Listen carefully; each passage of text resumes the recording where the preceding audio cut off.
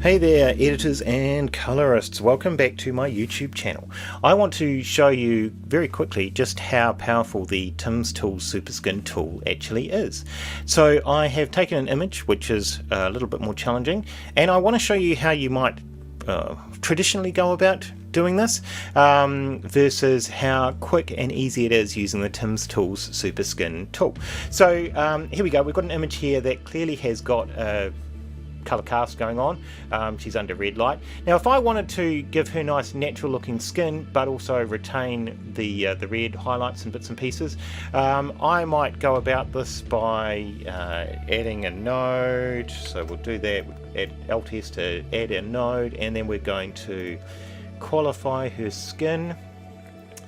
I've already got the highlight thingamy turned on, alright, but so there's that. So I'm going to get rid of some of her clothing and stuff there, and we will get rid of some of the wall there.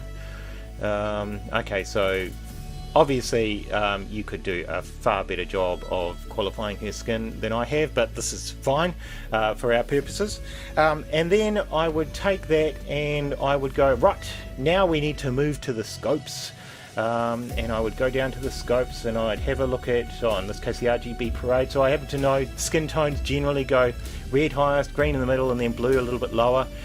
So then I might go, right, well, we're on this node, so let's go to the curves and we'll drop the blue a tiny bit and just drop the blue a tiny bit more there. Okay, and it's starting to look a little bit more sort of skin tony there, I guess.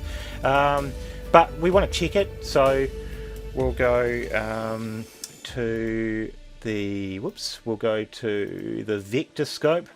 If you haven't used a vector scope before, this is how it works. Okay, so we go to the vector scope, and we can see this is the default vector scope. That's not ideal for us. We need to turn on a bit of zoom, and we'll turn on a skin tone indicator on there as well. We'll just increase this and we'll go back to our other image. Okay, all this is getting pretty tiring now. Okay, we can see we're not quite at the skin tone line, so we might, oh no, because now it's bending. Do we have to move the whole offset? No, we might play with the hue a little bit, but that's not right either. Okay, anyway, you mess around with this for ages and ages, and you end up with a result that is, you know, it's better than it was. Okay, so that's the original. It's the new, yep, okay, so it's not bad, and you can see we've shifted it towards the skin tones. Took us quite a while to get a sort of mediocre result though. Let me show you how quick this is using the Tim's Tools Super Skin. Alright, we're going to start off the same way, so I'm not touching the base grade, alright? I am going to add a new node, so that one there is just being left alone. Add a new node, and we're going to go to our qualifier. We're going to do the same thing. We're going to just pull that up. I'll just bring up this so I can see what I'm doing actually.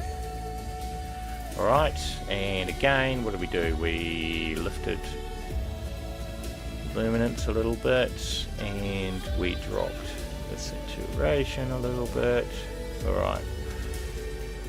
I'm not too worried about these little bits up here, because I know that those are red highlights, and we did a bit of denoise, I think, on there as well. Okay, so we've basically got a similar sort of qualification to what we had before.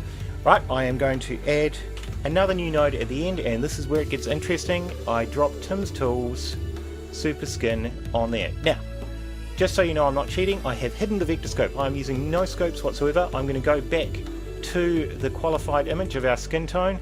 I'm going to get my hue, and I'm just going to shift it until she is as green as possible. Alright, it's not ideal obviously, but in our case we are done. That's it. And in case you were wondering whether or not this is actually accurate and whether or not you can use this, you can see we've got a lovely looking skin tone here. So just looking at it, it looks pretty good, but of course not everybody's got a nicely calibrated monitor, so you wouldn't be able to tell that. You just have to guess that it looks pretty good. Fortunately, we've got our vector scope here, so we can check it just to prove that it's good. So let's go over to here and let's just highlight the skin, and you can see bang on right there along the skin line. It was really that quick and easy. So we went from that to that.